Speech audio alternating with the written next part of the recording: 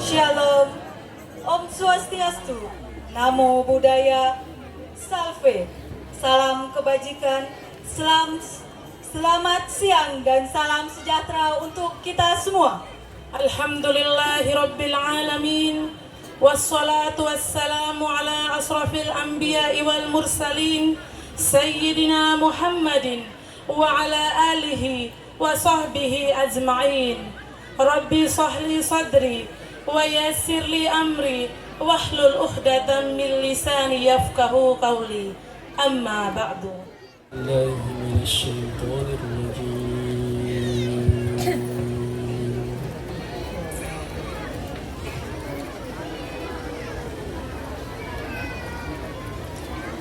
بسم الله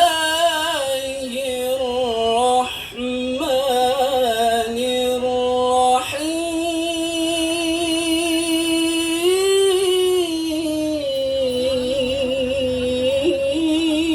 الرحيم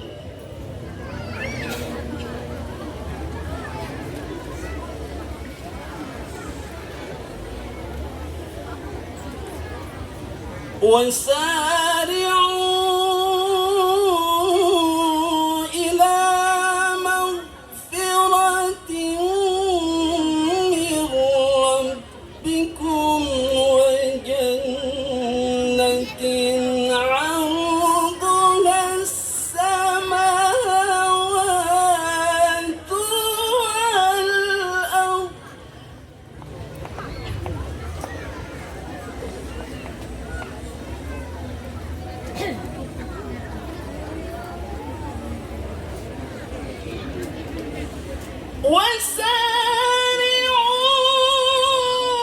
وسارعوا إلى مغفرة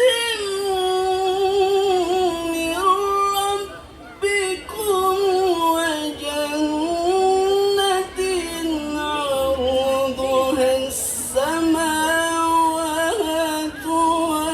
والأرض أعدت للمتقين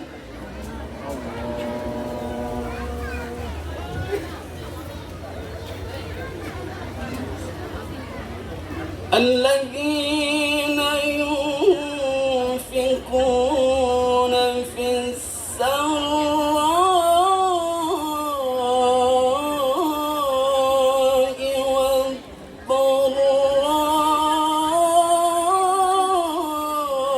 والضراء والكاظمين الغيظ Tidak mau kuliah tadi, baru ketemu mah.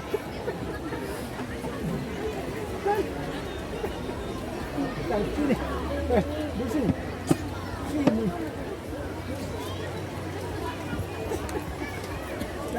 Belum lihat kita. الذين ينفقون في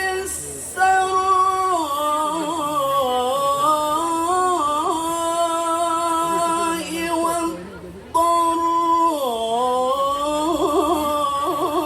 والضراء والكاظمين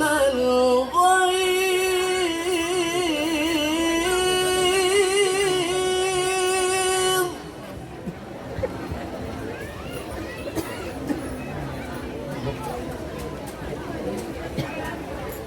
Terlalu banyak bunga, dia namanya muda lawan. Bunga macam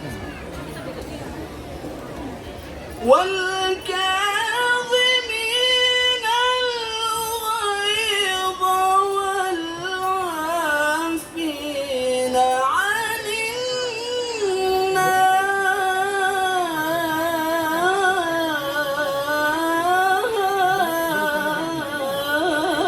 الناس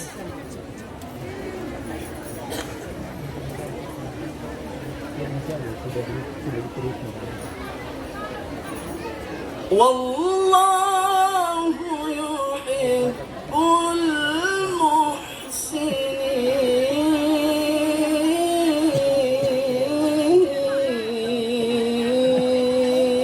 المحسنين صدق الله العظيم.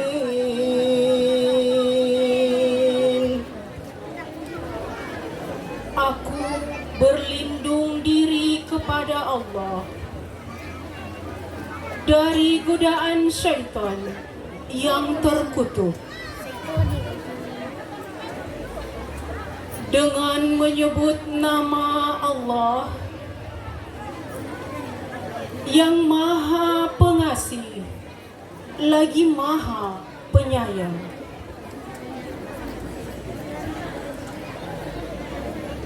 Dan bersegeralah kamu mencari ampunan dari Tuhanmu dan mendapatkan surga yang luasnya seluas langit dan bumi, yang disediakan bagi orang-orang yang bertakwa, yaitu orang-orang yang berinfak baik di waktu lapang maupun sempit, dan orang-orang yang menahan amarahnya dan memaafkan kesalahan orang lain. Dan Allah mencintai orang-orang yang berbuat kebaikan. Maha benar Allah dengan segala firman-Nya. Wassalamualaikum warahmatullahi wabarakatuh.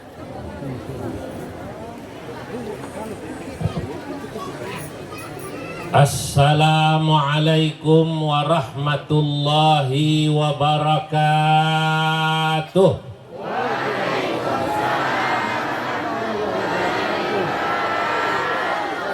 Shalom, salve, salam kebajikan, namo buddhaya, salam sehat. Alhamdulillahi rabbil alamin.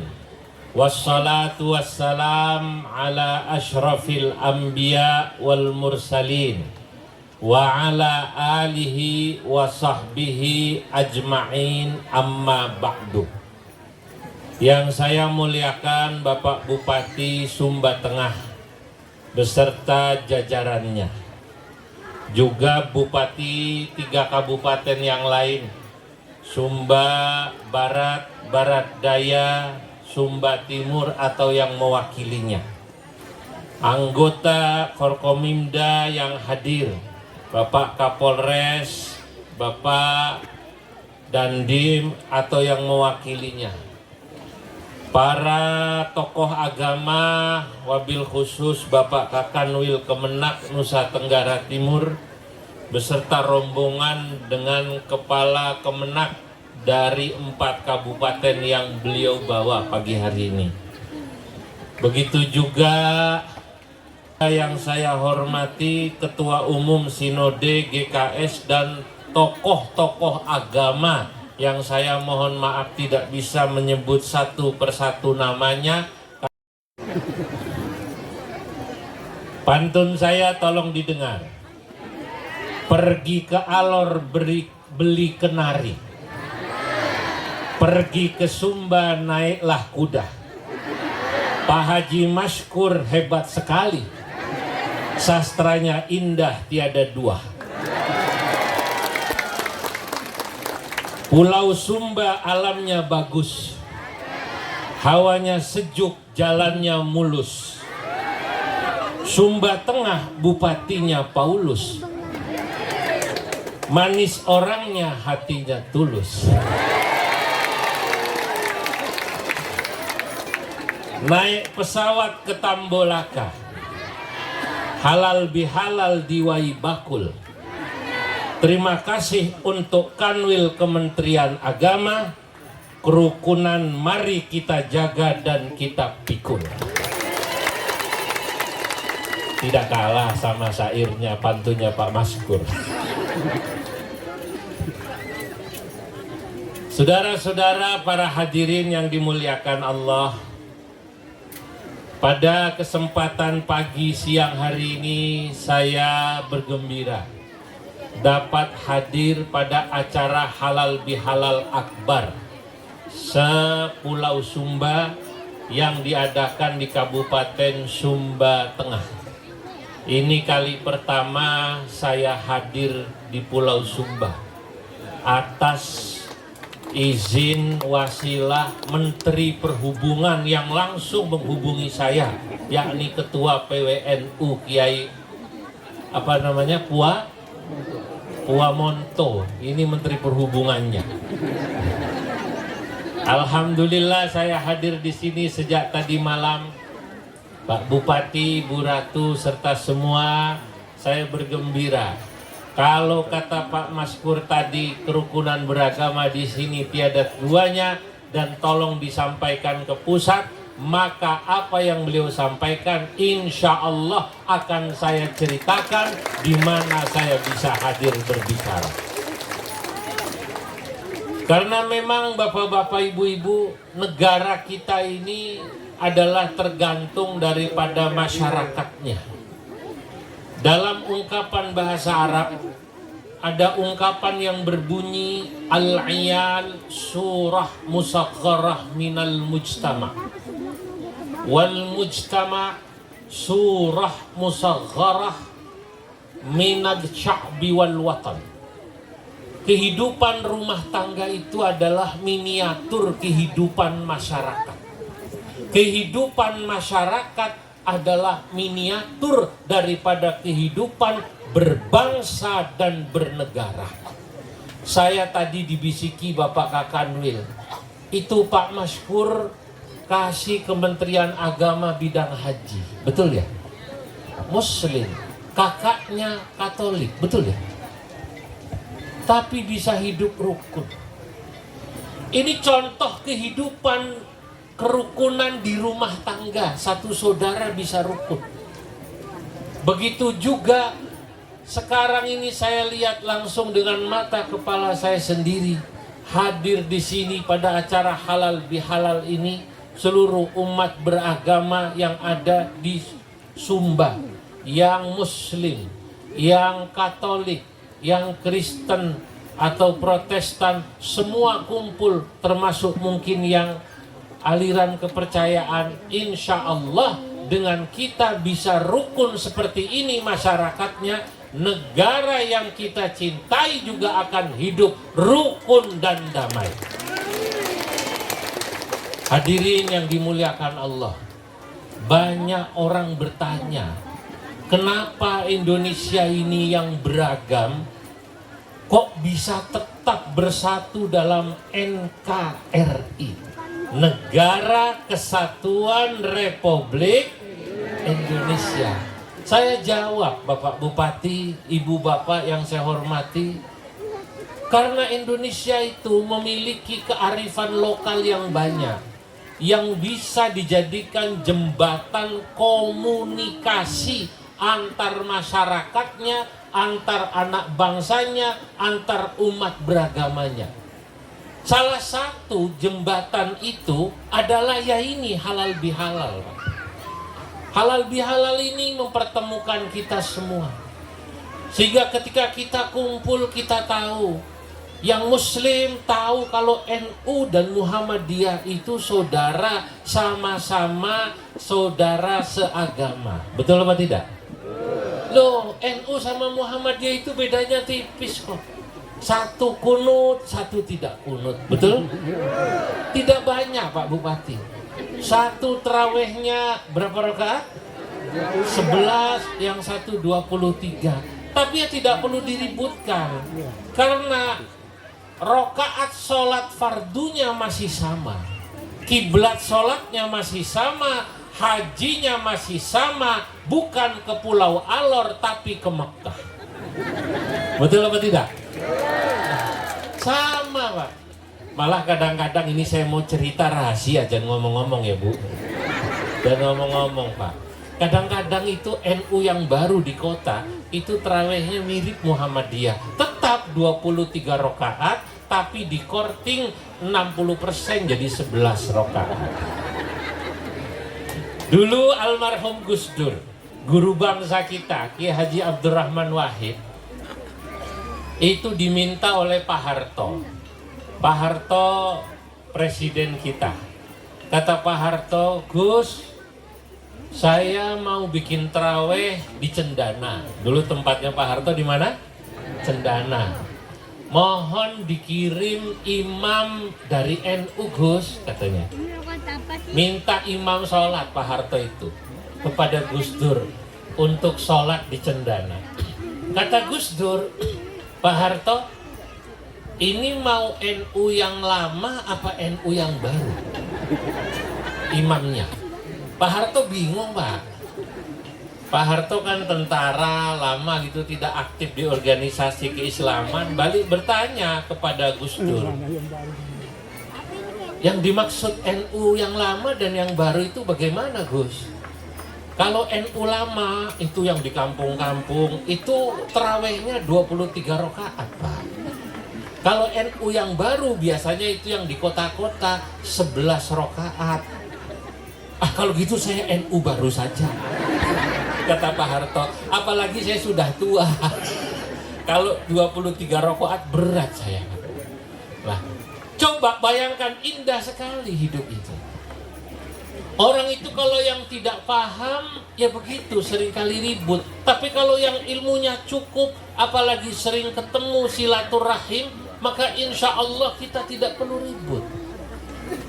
Bapak-bapak, ibu-ibu, misalnya kemarin rame, katanya Idul Fitri ada yang lebih dulu, ada yang belakangan. Betul apa tidak? Jangan kemudian kita pisah-pisah. Ini lebarannya Muhammadiyah, ini lebarannya NU atau pemerintah. Idul Fitri sama, yang beda cuma harinya. Sama-sama lebaran, karena lebaran atau hari raya Idul Fitri yang punya adalah Allah Tuhan kita semua. Betul apa tidak? Jadi rukun saja. Ada perbedaan katanya dalam menentukan waktu awal subuh. Kata Muhammadiyah, subuh itu sekarang lebih di Indonesia terlalu cepat, 8 menit. Ini pandangan Muhammadiyah. Tapi pandangan NU dan yang lain sebagainya sudah pas, tidak lebih cepat. Ini ada sedikit perbedaan karena memang posisi matahari di bawah ufuk. Ini kalau yang belajar ilmu astronomi itu pantulannya di Indonesia. Karena atmosfer Indonesia itu lebih tebal, jadi lama terangnya. Berbeda dengan di daerah-daerah yang lebih tipis. Tapi menurut saya nikmat saja adanya perbedaan penentuan waktu subuh itu. Kalau menurut Muhammadiyah subuh lebih awal 8 menit, ya mestinya tambah 8 menit lagi waktu subuh. Itu orang NU kadang-kadang enak juga, Pak Kiai Puah dan juga Rois Surya. Kenapa? Kalau nanti ada orang NU yang kesiangan sahur, Pak Bupati, begitu sedang makan adzan, Allahu Akbar, Allahu Akbar, yang adzan masjidnya NU. Karena dia kesiangan, saya ikut Muhammadiyah sementara, masih 8 menit. Enak apa tidak? Nah itulah hidup beragama. Nih orang ini sering ribut, bermusuhan, itu karena tadi tidak pernah bertemu. Yang ini yang mahal, yang membuat Masya Allah kita ini baik inter umat beragama, antar umat beragama, termasuk antar umat beragama dengan pemerintah. Kalau ingin hidup kita rukun dan damai, kita harus sering-sering bertemu, bersilaturahim seperti forum halal bihalal akbar siang hari ini di depan kantor Bupati. Karena memang tidak pernah bertemu. Saya ingin mengutip sekarang ungkapan seorang sufi, gurunya Jalaluddin Rumi, seorang sufi besar yang banyak dikagumi di dunia. Bahkan yang banyak mengutip tidak hanya orang-orang Islam, ya, ilmuwan-ilmuwan, filosof yang lain pun banyak yang mengutip. Dulu dari Jerman itu ada namanya Annemaris Heimel, dia pengagum Jalaluddin Rumi. Gurunya namanya Syekh Syamsuddin At-Tabrizi. Syamsuddin At-Tabrizi asalnya dari Iran. Kemudian beliau Tabriz itu adanya di Iran. Alhamdulillah saya sudah pernah ke Iran. Saya itu senang berkunjung bapak-bapak, ibu-ibu ke seluruh dunia. Karena saya pikir seperti ungkapan Syamsuddin At-Tabrizi, mu'dhamu masyakilil alam min akhta'in lughawiyyah. Banyaknya kemuskilan, keruwetan, termasuk keributan, termasuk permusuhan di dunia ini, kata Syamsuddin At-Tabrizi, min akhta'in lughawiyyat, disebabkan karena umat manusia keliru memahami ucapan saudaranya atau tidak paham dengan ucapan dan perilaku saudaranya. Contoh, di Jakarta itu kalau orang yang tidak tahu Nusa Tenggara Timur itu kan mohon maaf katanya, orang Timur itu galak-galak. Lu ternyata Masya Allah Pak Paulus senyumnya manis, hatinya tulus. Betul apa tidak? Lu ternyata saya bertemu ini Pak Kakanwil orangnya lembut. Ya, Ibu Rita, apa namanya? Ratu. Ibu Ratu orangnya lembut. Itu karena kita tidak pernah bertemu, Pak. Kalau tidak pernah bertemu begitu. Nah ini saya mau cerita, tapi rahasia, tolong jangan ngomong-ngomong.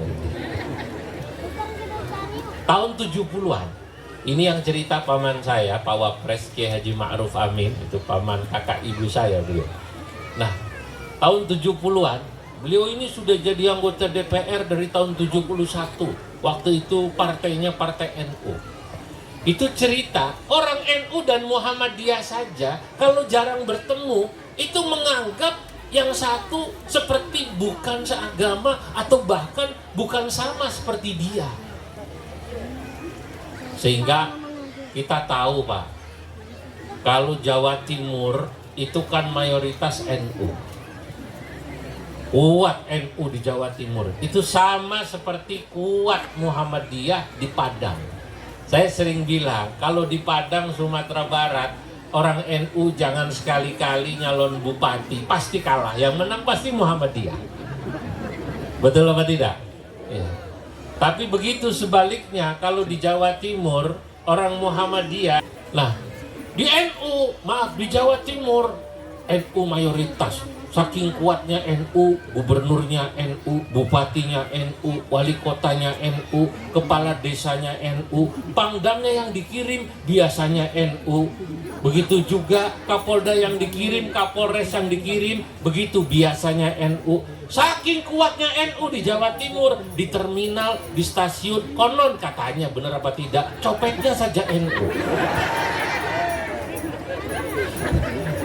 Saking kuatnya itu. Lah, saudara-saudara, lah dulu kata paman saya ini Pak Ki Ma'ruf, ada orang Madura. Tahu Madura ya Pak ya? Orang Madura hebat, di mana-mana hebat. Saya keliling dunia, ke Amerika ketemu orang Madura, ya di Korea, di Jepang ketemu orang Madura, di Sumba ada orang Madura, ada. Coba ngacung orang Madura, ngacung. Mana orang Madura? Oh, orang Madura hebat. Sampai Australia Madura itu. Lah, orang Madura ditanya sama Kiai. Kata Kiai, bagaimana perkembangan Islam di Madura? Alhamdulillah Kiai, Islam di Madura mayoritas tak iya. Kata orang Madura begitu. Islam di Madura mayoritas. Kata Kiai, mayoritas itu berapa persen? 90% Kiai katanya. Pikir Kiai kalau Islam 90%, yang 10%-nya Kristen, Katolik, Hindu, Buddha, Konghucu atau yang lainnya. Lah kata Pak Kiai, yang 10% perinciannya bagaimana? yang 10% Muhammadiyah. Ya.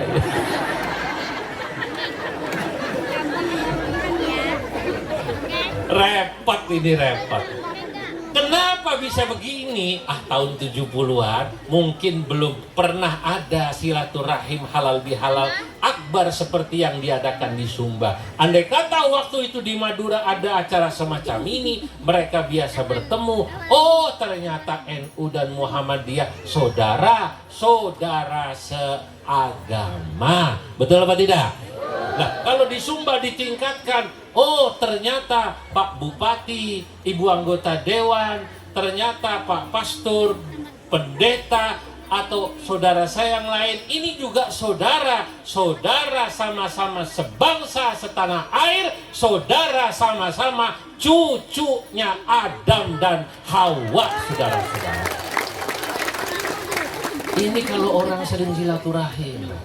Nah, makanya ini penting semacam ini. Luar biasa, harus terus dijaga di level yang baik itu, tingkatannya besar maupun yang lebih kecil, di bawah. Karena memang masyarakat kita terus harus dipandu menjaga nilai-nilai perekat yang ada pada Pancasila. Dan ini fungsinya bukan hanya pemerintah, tapi fungsi yang mengamalkan nilai-nilai Pancasila adalah ya fungsi bapak-bapak, ibu-ibu semua yang hadir di sini. Komunitas agama, komunitas pendidikan, komunitas partai politik, termasuk ini yang punya tanggung jawab agar nilai-nilai Pancasila hidup rukun, saling menghargai, saling menghormati, gotong royong, betul-betul bukan saja kita hafalkan kalau kita upacara, tapi kita amalkan sehari-hari seperti kehidupan sekarang, seperti acara hari ini. Maka Bapak Ibu, Indonesia ini jujur sering menjadi acuan di dunia internasional. Saya pernah diundang berbicara di Vrije University di Amsterdam. Ya, dalam seminar berbicara tentang International Conference on Islam Nusantara. Waktu itu mereka membahas tentang bagaimana hidupnya agama Islam di Nusantara atau di Indonesia. Yang sering dipahami, dianggap Islam Nusantara itu aliran baru, madhab baru, agama baru, yang sembayangnya pakai bahasa Jawa. Banyak yang salah paham, betul apa tidak? Kemarin banyak yang nyebar hoax, katanya kalau Islam Nusantara sholatnya pakai bahasa apa namanya? Jawa. Nah, ini bahaya. Lah, orang luar negeri itu bertanya, karena waktu itu ya disampaikan pada saat Muktamar NU di Jombang, ya, Muktamar itu punya tema dari Islam Nusantara untuk perdamaian dunia. Loh, kenapa Muktamar waktu itu ya berjudul dari Islam Nusantara untuk perdamaian dunia? Saya ingin jelaskan begini. Dunia waktu itu kita melihat bagaimana dipenuhi dengan keributan dan ego-ego, baik tokoh atau tokoh umat beragama atau agamawannya maupun umat beragamanya. Kita ini Bapak Ibu, kalau ingin mencari perbedaan di antara kita, banyak sekali. Betul apa tidak? Kalau kita ingin menjadikan perbedaan itu sebagai alat untuk memusuhi orang yang berbeda dengan kita, itu banyak sekali. Lah, ini yang kemudian disampaikan oleh para ulama agamawan Indonesia dengan ide dari Islam Nusantara untuk perdamaian dunia adalah bagaimana kami ingin menjelaskan ini loh kehidupan beragama di Indonesia. Kita tahu Indonesia mayoritas Muslim. Kalau kita bicara Indonesia, kebetulan sekarang atau di NTT memang Muslim minoritas. Tapi kalau kita bicara Indonesia, maka Indonesia mayoritas Muslim. Ini kita ingin jelaskan, di Indonesia kami ini beragam. Beragam kalau kata orang Madura, cemacem tak ya. Beragam itu apa tadi? Cemacem. Tapi di tengah keragaman kita, Indonesia bisa menunjukkan bahwa umat beragama bisa hidup rukun. Kenapa?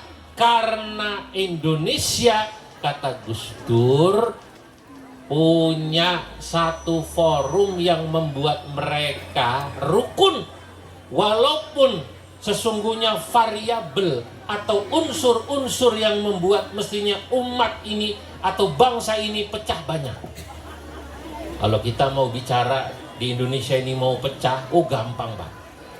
Agamanya saja ada 5 atau 6 ya, dengan pulaunya banyak. Kalau mau pecah kan gampang itu. Sukunya banyak, etnisnya banyak, bahasanya banyak, tradisi dan kearifan lokalnya banyak. Kalau mau ini dijadikan alat untuk terpecah belah, gampang sekali. Dari luar itu yang tidak suka Indonesia, banyak Pak yang mengeluarkan biaya ingin memecah belah Indonesia. Yang Islam antar Islam diadu domba, yang Kristen begitu juga diadu domba, yang Katolik diadu domba, nanti antar Islam, Kristen, Katolik atau juga yang lain diadu domba, belum etnis, belum suku, diadu domba, belum provinsi. Seperti beberapa negara lain yang saya pernah hadir. Saya hadir ke Afghanistan. Afghanistan itu 40 tahun perang. 9 bulan lalu saya ke sana mewakili pemerintah Indonesia, utusan NU dan Muhammadiyah. Muhammadiyah diwakili sahabat saya Dr. Imam Daruqutni. NU kebetulan Bu Menlu datang ke kantor, Ketua Umum Gus Yahya meminta saya yang berangkat ke sana. Kita ingin bercerita bagaimana kerukunan umat beragama, kehidupan berbangsa, bernegara di Indonesia bisa rukun. Kita kemudian bisa bercerita pada Afghanistan. Afghanistan itu sukunya hanya 6 Pak. Muslimnya 98%, 2%-nya Hindu. Tapi 40 tahun mereka berperang antar suku. Siapa yang rugi? Yang rugi rakyat. Sekolahnya hancur, tidak ada sekolah yang bagus. Hotelnya hancur, tinggal tersisa beberapa hotel. Salah satu tempat saya menginap, hotel yang dibangun oleh Aga Khan.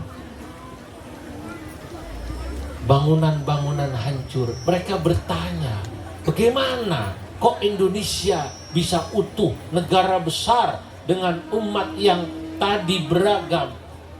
Jawabannya, karena kami hidup dipenuhi sikap toleransi, menghargai perbedaan satu sama lain, yang itu kami balut dalam forum-forum, baik forum kerukunan umat beragama atau FKUB. Kalau di Islam ada Majelis Ulama Indonesia, nanti di Kristen ada sinode, kan begitu ya, dan begitu juga di agama-agama lain. Ini loh yang membuat kami tetap utuh.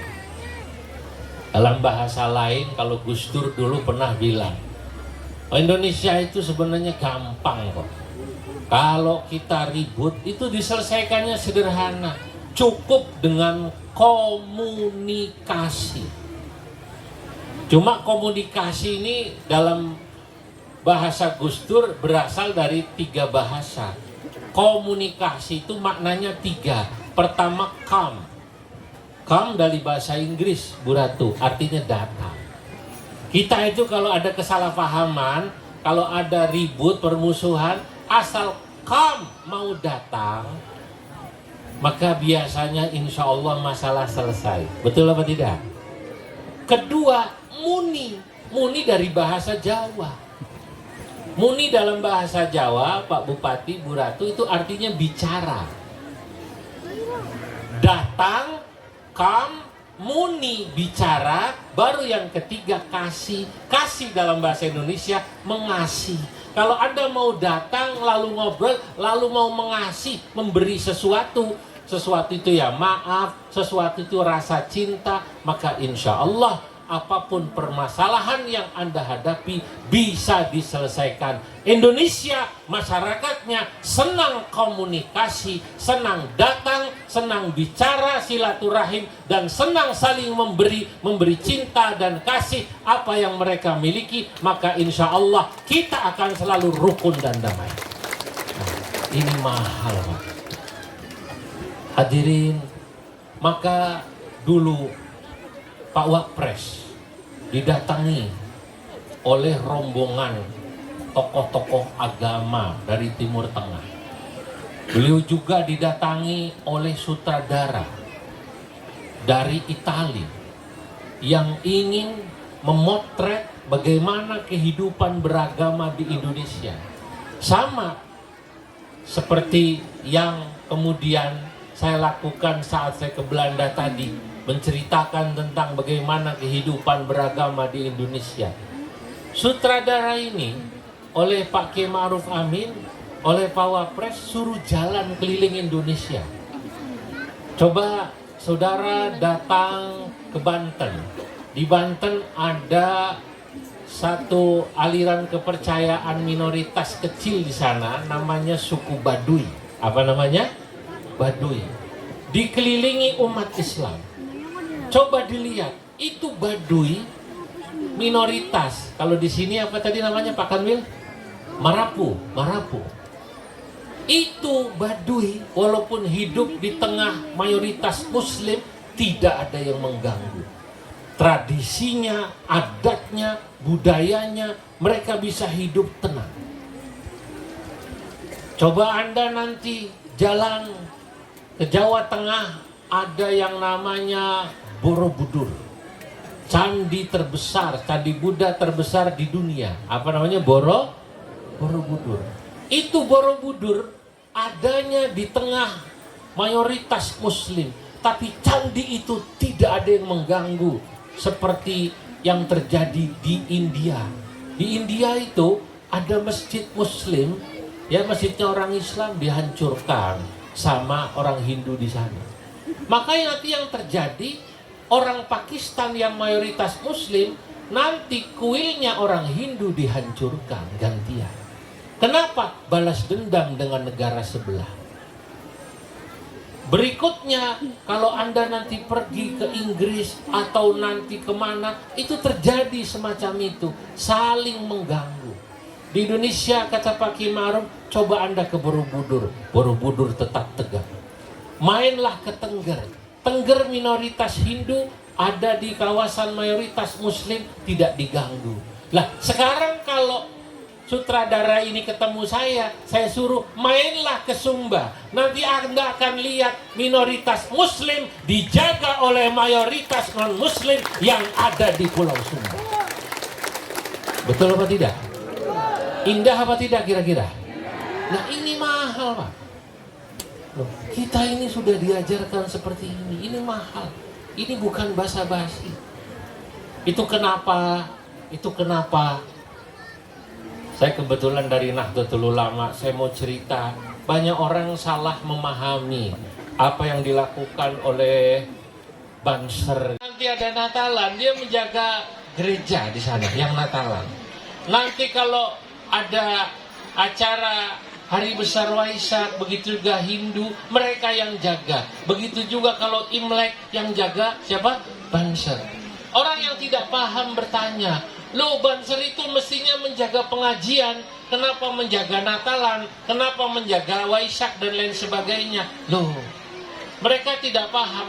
Banser ini ditugaskan menjaga ulama dan juga menjaga NKRI, menjaga Negara Kesatuan Republik Indonesia. Kalau sedang ada acara pengajian, berarti menjaga ulamanya. Tapi kalau menjaga pada saat acara Natal, Waisak dan lain sebagainya itu, termasuk Imlek, itu dalam rangka menjaga NKRI. Kenapa menjaga NKRI? Karena begini Pak, Bapak harus tahu, tugas NU atau tugas mereka ini dua tadi itu menjaga NKRI. Ketika Islam mayoritas, maka Banser yang menjaga tadi, menjaga gereja dan lain sebagainya. Agar apa? Agar orang yang nanti tahu yang dilakukan oleh umat Islam seperti Banser ini, mungkin juga Kokam sama kalau di Muhammadiyah, itu nanti akan dilakukan yang sama pada saat Islam minoritas di satu daerah, pada saat NU atau Muhammadiyah minoritas di satu daerah, maka saudara-saudaranya yang non-muslim akan ingat, jangan ganggu masjidnya orang Islam, jangan ganggu masjidnya NU, Muhammadiyah dan lain sebagainya. Kenapa? Karena ketika kami Natalan di Jawa, karena kami ketika Waisak dan lain sebagainya, Imlek, mereka lah yang menjaga kami. Sebaliknya kita harus menjaga saudara muslim-muslim kita yang ada di NTT, di Papua dan lain sebagainya. Itu yang penting. Ini kalau dijelaskan dalil agamanya, ini pasti panjang ceritanya.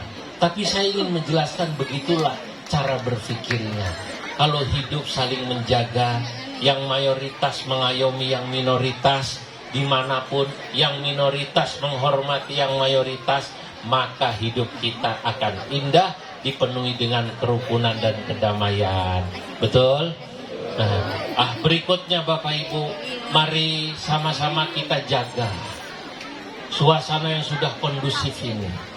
Karena mahal kondusivitas ini, yang sudah dijaga oleh para pendiri bangsa bertahun-tahun ini. Sudah bertahan Indonesia bertahun-tahun ini dengan keragamannya. Mari sama-sama kita jaga. Dunia sudah memuji Indonesia. Sutradara tadi yang datang kepada Pak Ki Ma'ruf, tokoh-tokoh agama itu yang datang pada Ki Ma'ruf, kemudian mereka membuat film. Film tentang kerukunan beragama di Indonesia. Beliau katakan, Pak Kiai, saya akan kembali, saya lupa Inggris atau Itali ini sutradaranya. Saya akan membuat film, saya cerita bagaimana Islam Nusantara dan kehidupan beragama di Indonesia. Saya akan ceritakan, kalau Anda ingin melihat bagaimana kehidupan beragama yang baik, datanglah ke Indonesia, karena di sanalah hidup rukun dan damai, bukan sekedar kata-kata, tapi betul-betul ada dalam tindakan nyata, saudara-saudara. Beri tepuk tangan buat Indonesia. Saudara-saudara yang dimuliakan Allah, saya ingin menutup apa yang ingin saya sampaikan pada acara Halal Bihalal pagi hari ini yang sudah siang. Semoga semua umat Islam khususnya yang baru saja menyelesaikan ibadah puasanya. Nah, ini untuk umat Islam ini sekarang. Semoga insya Allah terus bisa menjaga kualitas ketakwaannya. Amin. Yang kemarin di bulan Ramadan, Masya Allah, umat Islam itu tekun sekali, Pak. Menunggu datangnya waktu sholat, azan itu ditunggu, khususnya azan maghrib. Azan maghrib itu ditunggu sekali, Pak. Ya. Nah, ya tolong suasana semacam itu terus dijaga. Karena kadang-kadang orang kita ini, Bapak Ibu, takwanya itu tadi saya dengarkan sambutan Pak Bupati itu tadi tentang ketakwaan, tentang halal bihalal. Kata saya tadi bisik-bisik Pak Ketua PWNU, luar biasa ini sambutan Pak Bupati. Pertanyaannya, siapa yang membuatkan naskahnya? Ini kalau lama-lama saya bisa tersaingi, nanti tidak diundang lagi kemari. Ceramah pidato. Nah, ketakwaan itu betul Pak Bupati. Kita ini kadang-kadang imannya naik turun. Umat Islam kalau di bulan Ramadan imannya naik. Umat Islam kalau sedang haji, sedang umroh di Mekah, imannya naik. Kalau di sana itu, waduh, luar biasa. Hatinya bersih kepada orang, mau memaafkan. Kalau di bulan Ramadan, bulan Syawal, mau memaafkan. Kalau di bulan Ramadan, jujur. Tapi sesudah itu sering kali lewat. Ada orang itu jualan, dagang, bisnis, ditanya, yang benar loh Pak. Loh jujur saya ini, saya nggak berani bohong. Ini saya puasa loh, saya puasa loh. Jadi jujurnya kalau puasa. Lah, jangan sampai kejujuran, ketakwaan kita hanya kalau datang bulan Ramadan. Itu sama, jangan sampai ada orang rajin ke masjid, rajin ibadah hanya kalau sedang di Mekah. Kalau sedang di Mekah memang Masya Allah atmosfernya luar biasa. Di Mekah itu Pak Bupati, Bapak Ibu, sound systemnya pilihan. Coba yang pernah haji dan umroh, soundnya enak ya? Enak apa tidak? Enak. Muadzinnya enak Pak. Di sana itu muadzin Mekah pilihan. Konon katanya karena negara Saudi itu kaya, muadzin Mekah itu bayarannya yang Masjidil Haram, Masjid Nabawi, ya termasuk juga Masjid Raja, itu azan gaji bulanannya 50 juta Pak. Makanya beda sama muadzin di Sumba Tengah ini. Kalau muadzin di sana bayarannya itu 50 juta, azannya itu Pak penuh penghayatan. Kalau di sini mungkin penuh pengharapan.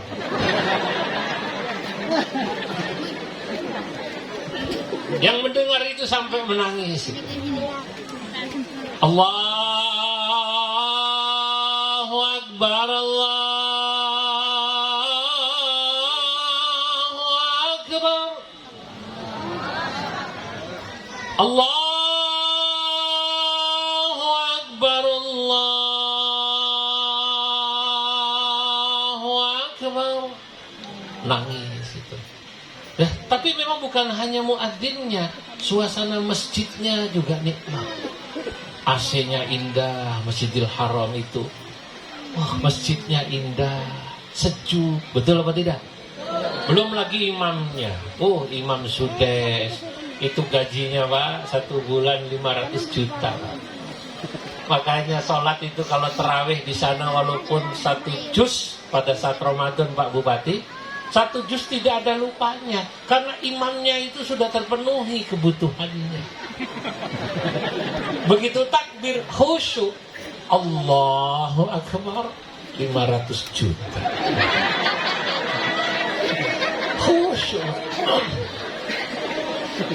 Habis baca Fatihah, baca surat yang panjang itu tidak ada lupanya. Wa idh qala Ibrahim Rabbi ij'al hadzal balada aminan wajnubni wa baniya an na'budal asnam. Rabbi innahunna adlalna katsiran minan nas. Faman tabi'ani fa innahu minni wa man 'asani fa innaka ghafurur rahim. Rabbana inni askantu min dhurriyyati biwadin ghairi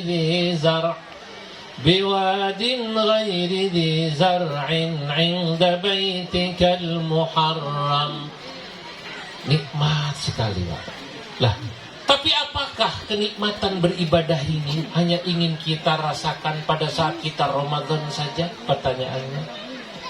Apakah kenikmatan kita bertarawih, membaca Al-Quran hanya akan kita rasakan kalau kita sedang di Mekah, Madinah saja? Jawabannya tidak. Iman ini, takwa ini tetap harus kita jaga. Kebersihan hati ini, kata Pak Bupati tadi, kata Pak Kakanwil tadi, harus terus kita jaga. Karena Ramadan adalah madrasah, seperti sekolahan, di mana rohani kita ditempa untuk kembali ke fitrah itu tadi. Idul Fitri kembali ke fitrah. Fitrah kita itu seperti bayi. Coba bayi tidak punya dendam. Walaupun kemarin tidak mendukung saya jadi bupati, tetap saya sumbang. Itu kalau orang tidak punya dendam.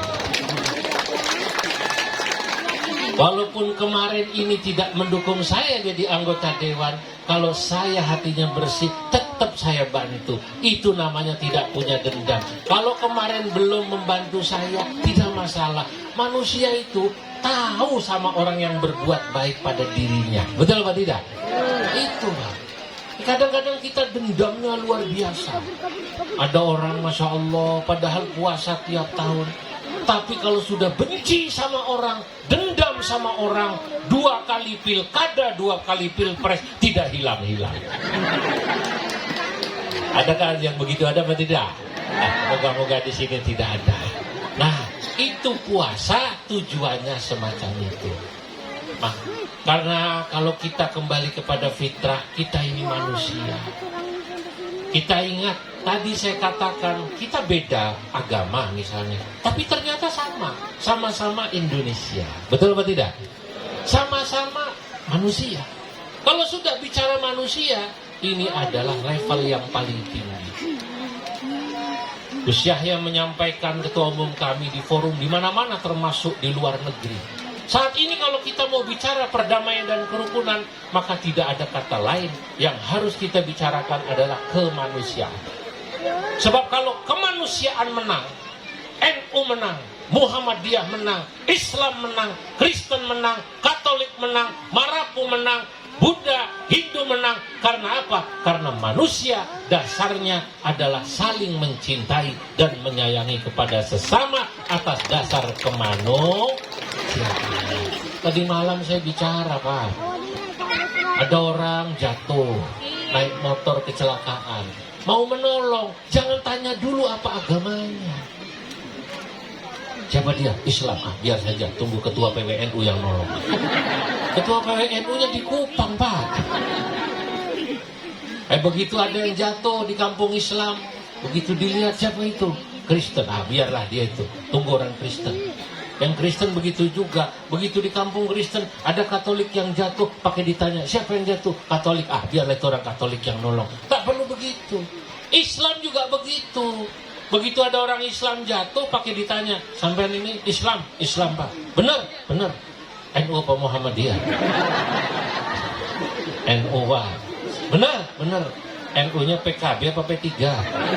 Apa Nasdem apa PDI? Wah, repot ini.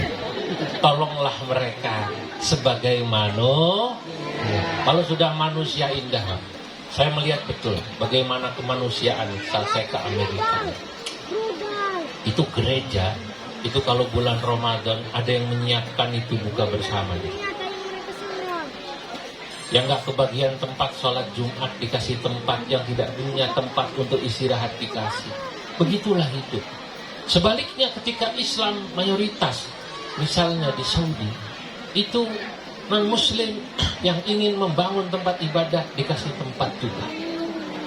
Sama Raja Saudi. Di Kuwait, di Qatar begitu juga. Minoritas Kristen Katolik dikasih tempat, dibangunkan gereja. Indah. Hidup ini kalau begini indah. Kenapa? Karena kalau Bapak punya tetangga Kristen Katolik rajin ke gereja, pasti insya Allah perilaku dan perbuatannya baik. Betul apa tidak? Begitu juga kalau Bapak ini yang Kristen, yang Katolik punya tetangga orang Islam, rajin ke masjid karena masjidnya bagus, insya Allah pasti perilakunya baik. Kalau kita punya tetangga, punya rakyat, perilakunya baik, maka hidup ini akan bahagia. Setuju? Nah, saudara-saudara, sebelum saya tutup, saya diberi pesan oleh panitia.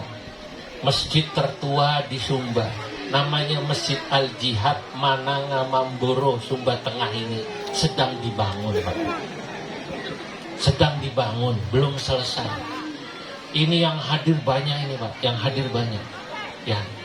Yang saya minta nomor 1 yang muslim dulu. Yang non muslim mau nyumbang, alhamdulillah. Yang belum bawa uang, tolong diniatkan untuk nyumbang. Mari kita bantu masjid yang sedang dibangun ini, Masjid Al-Jihad Mananga, ya, di Mamboro, agar menjadi salah satu destinasi keagamaan yang nanti orang luar akan saya sampaikan. Kalau Anda mau datang ke Sumba, datang ke sana, Sumba Tengah. Ada masjid tertua yang itu jadi simbol hidup rukun beragama di Sumba Tengah. Oleh karenanya, ayo panitia, sudah siap ya? Sambil jalan, kita baca sholawat. Sholawatnya sholawat badar yang mudah, sambil jalan cepat. Mana tadi panitianya? yang tadi sudah siap, ayo siapa saja jalan pakai sorban, jalan ayo sambil jalan supaya masjid kita cepat selesai. Salatullah. Sini, pemuda-pemuda ke sini, Pak, pinjam sorbannya para ustaz ya. Mau nggak mungkin? Rasulillah, salatullah. Mana Pak Rais, pinjam ini sorbannya, coba banser satu sini. Nah, pakai sorban dulu. Sin habibillah, sini. Tawasalna bismillah wa bil hadi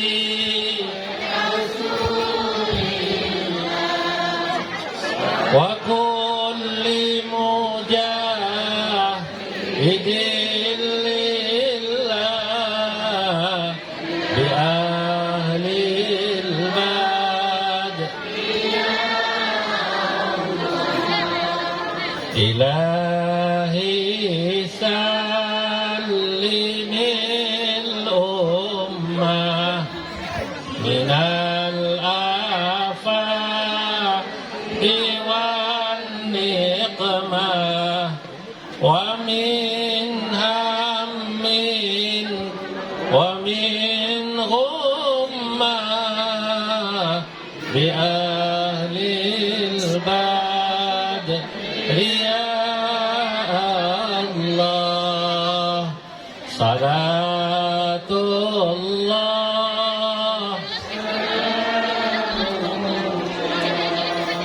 ala taha